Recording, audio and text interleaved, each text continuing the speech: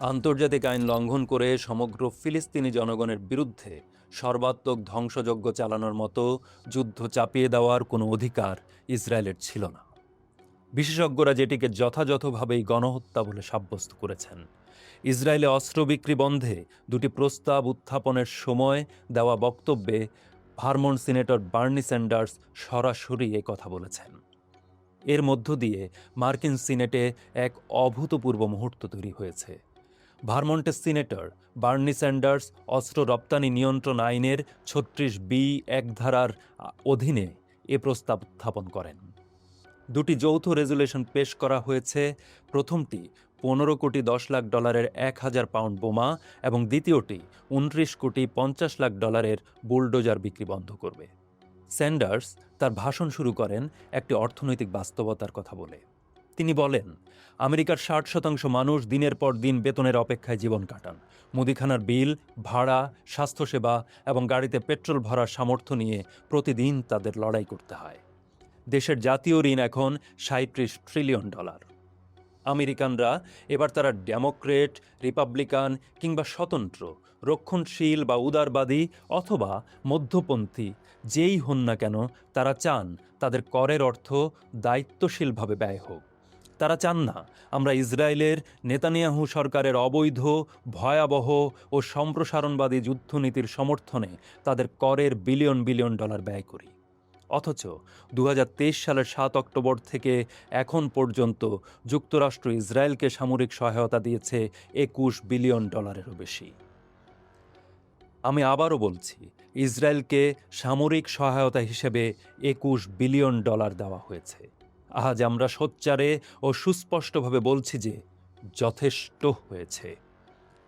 Senate সভাপতিকে উদ্দেশ্য করে স্যান্ডার্স বলেন, মিস্টার প্রেসিডেন্ট, আমরা সবাই জানি যে ২০২৩ সালের ৭ অক্টোবর সন্ত্রাসী গোষ্ঠী হামাস ইসরায়েলে হামলা করেছিল। তারা ১২০০-এর বেশি নিরপরাধ নারী, পুরুষ ও শিশুকে হত্যা করে, কয়েকশো লোককে বন্দী করে। এ বিষয়ে এই কক্ষে উপস্থিত কারো কোনো দ্বিমত আছে বলে আমি মনে করি না। বিশ্বের অন্য যে কোনো দেশের মতোই ইসরায়েলের ও হামাসের এই বর্বর হামলার প্রত্যুত্তর দেওয়ার অধিকার ছিল। কিন্তু আন্তর্জাতিক আইন লঙ্ঘন করে সমগ্র ফিলিস্তিনি জনগণের বিরুদ্ধে সর্বাত্মক ধ্বংসযজ্ঞ চালানোর মতো যুদ্ধ চাপিয়ে দেওয়ার কোনো অধিকার ইসরায়েলের ছিল না। বিশেষজ্ঞরা যেটিকে যথাযথভাবেই গণহত্যা বলে সাব্যস্ত করেছেন। ২২ লাখ জনসংখ্যার গাজায় ৭২,০০০-এরও বেশি ফিলিস্তিনি নিহত এবং ১,৭০,০০০-এর বেশি মানুষকে আহত করার কোনো অধিকার ইসরায়েলের ছিল না। এটি গাজার মোট জনসংখ্যার ১০% বেশি।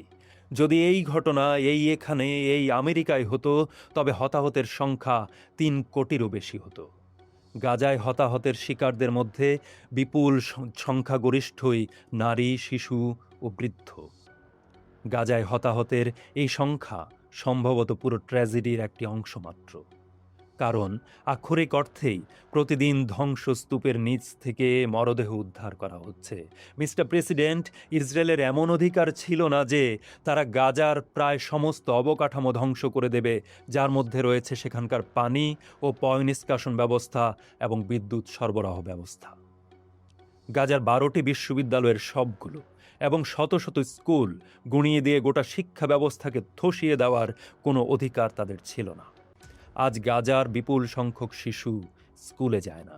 ইসরায়েলের কোনো অধিকার ছিল না গাজার বেসামরিক অঞ্চলে হামলা চালিয়ে সব গুঁড়িয়ে দেওয়ার এবং ৯০%-এরও বেশি আবাসিক ইউনিট ক্ষতিগ্রস্ত বা ধ্বংস করার। সেখানকার অধিকাংশ মানুষ এখন তাঁবুতে ঘুমাচ্ছে। ৯০%-এর বেশি হাসপাতালে বোমা চালানো হয়েছে এবং ১৭০০ স্বাস্থ্যকর্মী হত্যার কোনো অধিকার তাদের ছিল না। মিস্টার প্রেসিডেন্ট, ইসরায়েলের কোনো অধিকার নেই এমন অবরোধ আরোপ করার যার কারণে খাদ্য, পানি ও ওষুধ প্রবেশ বন্ধ হয় এবং হাজার হাজার মানুষ অপুষ্টিতে আক্রান্ত হয়। এতে শত শত মানুষ আক্ষরিক অর্থেই অনাহারে মারা গেছে। পশ্চিম তীরে আন্তর্জাতিক আইনের সরাসরি লঙ্ঘন করে ২০২৩ সালের অক্টোবর থেকে ইসরায়েলি সেনা ও দখলদাররা ২৩৩ শিশুসহ হাজারের বেশি ফিলিস্তিনিকে হত্যা করেছে। আর এই সময়ে ৬,০০০-এর বেশি ফিলিস্তিনি ঘরবাড়ি ভেঙে দেওয়া হয়েছে এবং ২০০-টিরও বেশি নতুন অবৈধ বসতি ও ফাঁড়ি নির্মাণ করেছে তারা। চলুন বিষয়টা আরেকটু বুঝিয়ে বলি, কারণ আমার মনে হয় এ নিয়ে এখনও কিছু সংশয় রয়ে গেছে। এই কাজগুলো নিয়ন্ত্রণের বাইরে থাকা উগ্র দখলদারদের কার্যক্রম নয়, এগুলো ইসরায়েলি সরকারের ধারাবাহিক নীতির সাথে সামঞ্জস্যপূর্ণ। নেতানিয়াহুর নিরাপত্তা মন্ত্রিসভা 1967 সালের পর থেকে পশ্চিম তীরের আইনি মর্যাদায় সবচেয়ে বড় পরিবর্তন অনুমোদন করেছে, বসতি সম্প্রসারণে প্রায় সব বাধা সরিয়ে দিয়েছে। নেতানিয়াহু নিজেই ঘোষণা দিয়েছেন কখনো ফিলিস্তিনি রাষ্ট্র হবে না।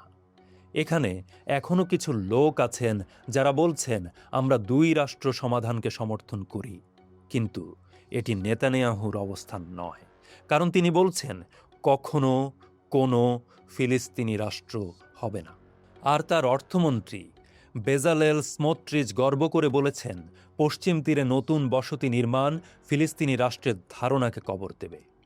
মিস্টার প্রেসিডেন্ট, এটা শুধু গাজা বা পশ্চিম তীরের বিষয় নয়। আমরা এখন জানি যে নেতানিয়াহু ট্রাম্পকে বুঝিয়ে বিনা উস্কানিতে ইরানের বিরুদ্ধে একটি অসাংবিধানিক যুদ্ধে নামিয়েছেন। 40 বছর ধরে নেতানিয়াহু চাইছেন আমেরিকা ইসরায়েলের সাথে মিলে ইরানের বিরুদ্ধে যুদ্ধে অংশ নিক, আর ডেমোক্রেট প্রেসিডেন্টরা এতে রাজি হননি, রিপাবলিকান প্রেসিডেন্টরাও রাজি হননি। 40 বছরের চেষ্টার পর ট্রাম্পের মধ্যে তিনি শেষ পর্যন্ত এমন এক প্রেসিডেন্টকে খুঁজে পেয়েছেন যিনি এতে রাজি হয়েছেন। আন্তর্জাতিক আইন লঙ্ঘন করে চলা এই যুদ্ধে ইরান ও লেবাননে হাজার হাজার বেসামরিক মানুষ নিহত হয়েছে, যার মধ্যে শত শত শিশু আছে। 26 জন ইসরায়েলি নাগরিক এবং 13 জন মার্কিন সেনাও প্রাণ হারিয়েছে। যুক্তরাষ্ট্রসহ গোটা বিশ্বে কোটি কোটি নিরপরাধ ও নিরীহ মানুষ উচ্চ দ্রব্যমূল্য ও নিত্যপণ্যের ঘাটতির মতো এই যুদ্ধের অর্থনৈতিক অভিঘাত ভোগ করছেন। আমার বিশ্বাস ভারমন্টে এই মুহূর্তে গ্যাসের দাম গ্যালন প্রতি $4। দেশের কিছু অঞ্চলে এ দাম আরও বেশি।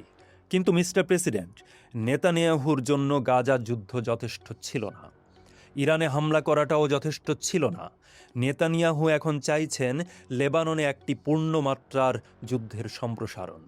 এই যুদ্ধে লেবাননের 2 সহস্রাধিক মানুষই শুধু নিহত হয়নি, লেবাননের 14% ভূমিও ইসরায়েল দখলে নিয়েছে। আমি আবারও বলছি, এই যুদ্ধে লেবাননের 2 সহস্রাধিক মানুষই শুধু নিহত হয়নি, লেবাননের 14% ভূমিও ইসরায়েলের দখলে গেছে। ইসরায়েলের প্রতিরক্ষামন্ত্রী ঘোষণা করেছেন লেবানিজ সীমান্তবর্তী গ্রামগুলো ভেঙে দেওয়া হবে গাজার মডেলে। ইসরায়েলের অর্থমন্ত্রী হুঁশিয়ারি দিয়েছেন দক্ষিণ বৈরুতের উপশহর দাহিয়াহ খান ইউনুসের মতো মাটির সাথে মিশিয়ে দেওয়া হবে। এগুলো হুমকি নয়, এগুলো প্রতিশ্রুতি। স্যান্ডার্স জনমত জরিপের তথ্য তুলে ধরে বলেন, মার্কিন জনগণ এই নীতিতে আর সহমত নয়। সাম্প্রতিক পিউ জরিপ অনুযায়ী 80% ডেমোক্রেট ইসরায়েল সম্পর্কে নেতিবাচক মতামত রাখেন এবং 41% রিপাবলিকানও একই অবস্থানে আছেন। সব দলের তরুণদের মধ্যে এই সংখ্যা আরও বেশি। ডেমোক্রেট কি রিপাবলিকান, প্রগতিশীল বা রক্ষণশীল, পরিচয় নির্বিশেষে তরুণেরা চায় না যে আমরা নেতানিয়াহুর এই ভয়াবহ যুদ্ধে তহবিল দিয়ে যাই। কুইনিপিয়াক জরিপ বলছে 60% আমেরিকান, 3/4 ডেমোক্রেট, 2/3 স্বতন্ত্র এবং 37% রিপাবলিকান। আমি আমার রিপাবলিকান বন্ধুদের আবারও বলতে চাই, 37% রিপাবলিকান ইসরায়েলকে আর সামরিক সহায়তা পাঠাতে চান না। আর এ কারণেই আমি আজ 2টি জয়েন্ট রেজুলেশনস অফ ডিসঅ্যাপ্রুভাল পেশ করছি। অস্ত্র বিক্রি বন্ধ করার জন্য কংগ্রেসের সামনে এটিই একমাত্র আনুষ্ঠানিক পদ্ধতি।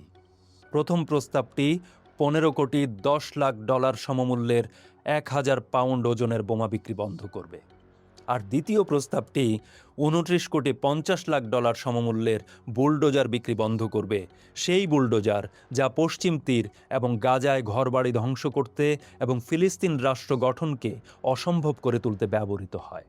স্যান্ডার্স তার ভাষণ শেষ করেন একটি সরাসরি চ্যালেঞ্জ দিয়ে।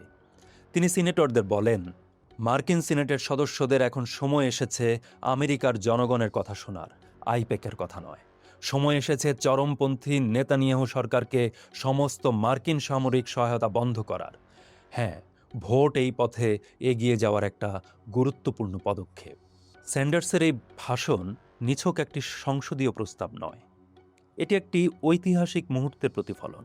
দশকের পর দশক ধরে মার্কিন সিনেটে ইসরায়েলের সমালোচনা ছিল কার্যত নিষিদ্ধ। জায়নিস্ট ইহুদি লবি, আইপেকের মতো শক্তিশালী লবির প্রভাবে সিনেটর ও কংগ্রেসম্যানরা ইসরায়েল সংক্রান্ত বিষয়ে সোচ্চার হওয়া থেকে বিরত থাকতেন। কিন্তু গাজার ৭২,০০০-এর বেশি নিহত, লেবানন দখল, ইরান যুদ্ধে মার্কিন সেনার মৃত্যু এবং বৈশ্বিক জ্বালানি সংকট মিলিয়ে আমেরিকার জনমত এতটাই পরিবর্তিত হয়েছে যে সিনেটে দাঁড়িয়ে এই সত্যগুলো এখন উচ্চারণযোগ্য হয়ে উঠেছে। স্যান্ডার্সের ভাষণের সবচেয়ে গুরুত্বপূর্ণ দিক হল তিনি কংগ্রেসের একমাত্র আনুষ্ঠানিক প্রক্রিয়া ব্যবহার করছেন অস্ত্র বিক্রয় বন্ধ করার যৌথ অস্বীকৃতি প্রস্তাব দিয়ে। এটি প্রতীকী বিবৃতি নয়, এটি বাধ্যতামূলক আইনি পদক্ষেপ। ফলাফল যাই হোক, আমেরিকার ইসরায়েল নীতির ইতিহাসে এই মুহূর্তটি চিহ্নিত হয়ে থাকবে।